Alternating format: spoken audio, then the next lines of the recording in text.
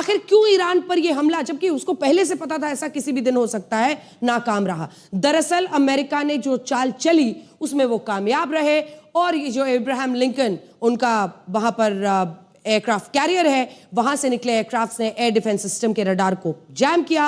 इसके बाद इजराइल के लड़ाकू विमानों के लिए ईरान में घुसकर बमबारी करना बहुत आसान हो गया। यहां ईरान भी इन हमलों से हैरान रह गया, क्योंकि उसे अब तक यही लगता था कि उसके एंटी जो मिसाइल डिफेंस सिस्टम है वो कुछ तो मुकाबला करेंगे। ईरान के पास बावर 373 नाम का डिफेंस सिस्टम है, अधिकतम 400 किलोमीटर दूर से आ रही मिसाइलों के लड़ाकू विमान को इंटरसेप्ट करता है। S-400 अमेरिका के पेट्रियट सिस्टम से ज्यादा आधुनिक घातक माना जाता है, लेकिन अमेरिका ने आज ईरान के इस डिफेंस सिस्टम को जाम करके उसकी गलतफहमी दूर कर दी। इसके अलावा तेहरान, कोम, करज जैसे शहरों में जहां रशिया का S-300 डिफेंस सिस्टम तैनात है, उसका भी रडार कंट्रोल जैम हो गया और इसके बाद इजराइल और अमेरिका ने संयुक्त रूप से ईरान पर बड़े और सटीक हमले कर दिए। इनमें इजराइल की वायुसेना ने तेहरान में सुप्रीम लीडर अयतुल्लाह खामेनी को लेकर जो तमाम बातें कही हैं वो अब हम आपको बताने वाले हैं, क्योंकि इजराइल की जो वायुसेना है उसने तेहरान में supreme leader Ayatollah Khamenei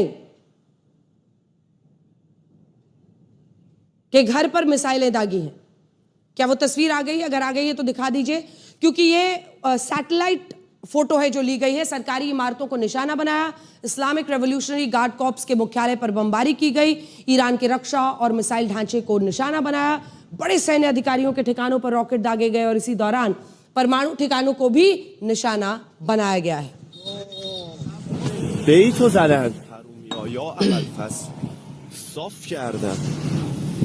Iran के सरकारी मीडिया ने इस बात की पुष्टि की है कि इजराइल ने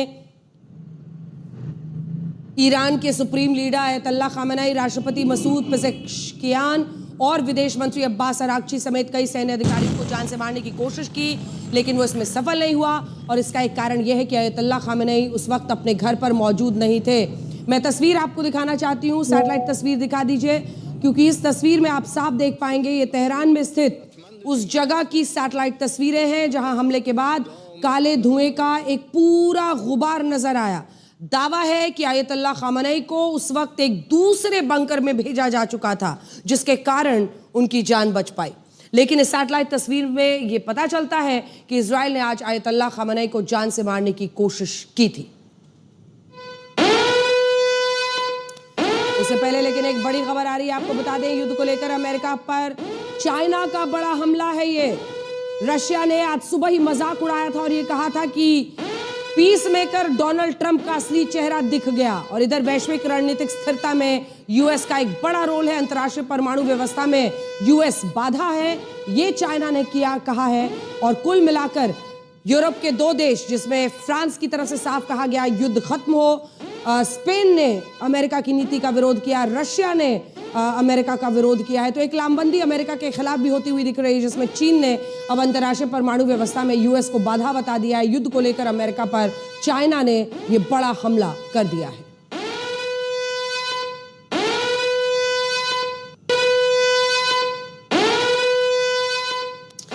तो आइए आपको बड़ी स्क्रीन पर जरा दिखाते हैं, क्योंकि ये जो जगह है, ये बताया जा रहा है कि ये अली खामेनी का वो ठिकाना है सैटेलाइट तस्वीर के जरिए जिसको दिखाया जा रहा है। ये देखिए, खामेनी के घर पर इजरायली हमला हुआ है और ये पूरा हिस्सा जो आप देख रहे हैं, इस अली खामेनी को लेकर ही सबसे बड़ा सस्पेंस बना हुआ है कि क्या वो जीवित हैं या वो जीवित नहीं है। लेकिन ये साफ है कि इजराइल ईरान ने अगर कुछ देर पहले ये दावा किया है कि अल खामेनी देश को संबोधित करेंगे, तो अब किसी भी वक्त उनका ये संबोधन शुरू हो सकता है। पूरे विश्व को इंतजार रहेगा वो क्या कहते हैं। वो क्या कहते हैं मिडिल ईस्ट के उन देशों पर, वो यूएई के खिलाफ क्या कहते हैं, क्योंकि यूएई ने सख्त चेतावनी दी कि अगर ये करते रहोगे तो हम वापस ईरान पर हमला करेंगे। सोचिए, रमजान के पाक महीने में ये तमाम मुस्लिम देश आपस में भिड़ गए हैं, बुरी तरह से मिडिल ईस्ट में अस्थिरता आ चुकी है। और खामेनी के घर की इस तस्वीर को देखिए, जिसमें सैटेलाइट तस्वीर ही बता रही है कि पूरा ये जो इलाका है, हमने इसीलिए उसको आपके लिए मार्क कर दिया है, ये पूरी तरह से यहाँ पर अटैक हुआ, ध्वस्त दिख रहा है। लेकिन ईरान का दावा है कि अल खामेनी वहां से निकल चुके थे। ये दावा है ईरान का कि वो किसी दूसरी जगह पर किसी दूसरे बंकर में है और उनको सुरक्षित रखा गया है। ऐसे में ये जरूर कोशिश होगी ईरान की कि अली खामेनी को लेकर जो इस वक्त एक स्थिति है वो सामने आए, वो क्या बोले, और जो एक बहुत बड़ा तबका ईरान का उनके खिलाफ हो गया था उसको कैसे साथ किया जाए।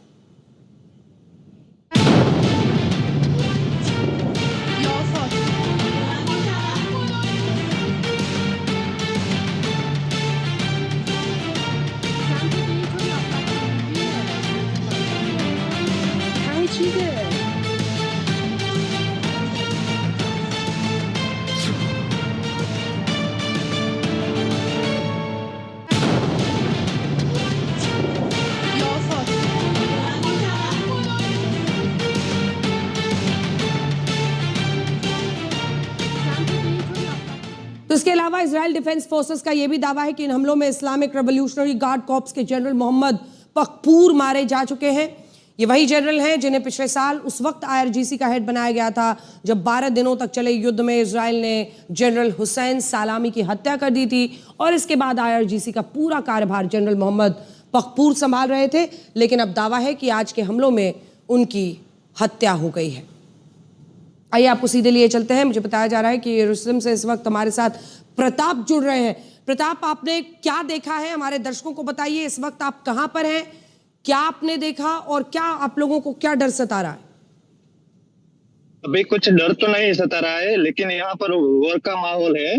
मैं अभी इजराइल के जेरूसलम सिटी में हूँ। हाँ? और यहाँ पे आज सुबह 6:30 बजे से दोपहर तक सायरन बजा है और मिसाइल का अटैक हुआ है।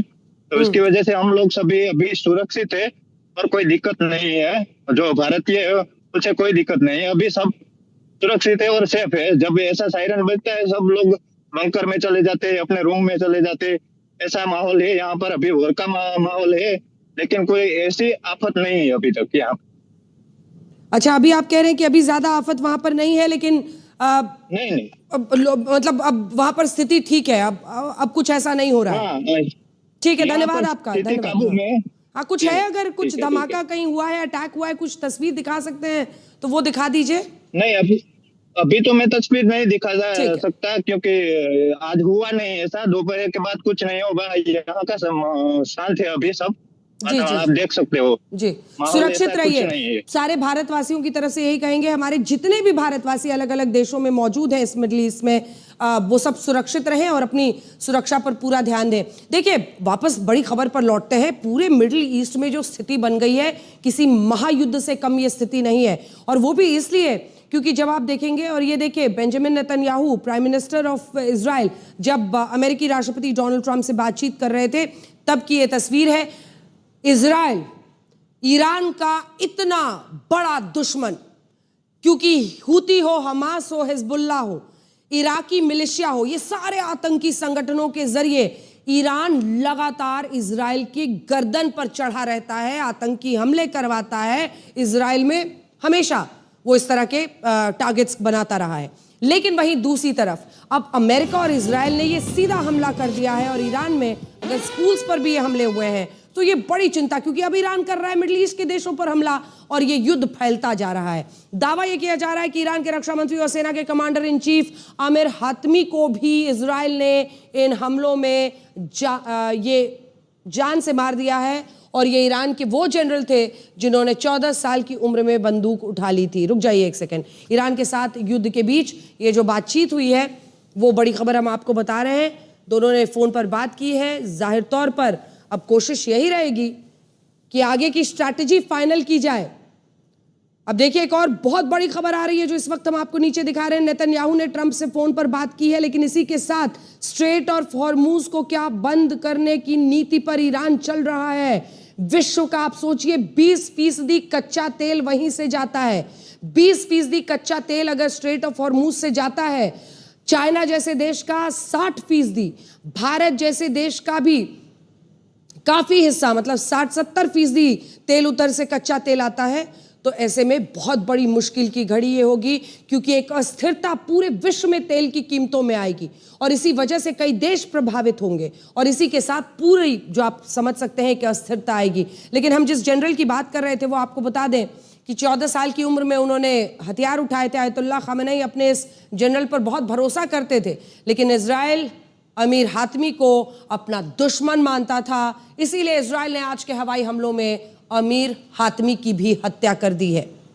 आप इन तस्वीरों को देखिए जिनसे आपको ये पता चलेगा कि अब ये युद्ध आसानी से खत्म नहीं होगा। दोनों तरफ नाक की लड़ाई बन गई है। शायद ये तीसरे विश्व युद्ध को जन्म दे सकता है।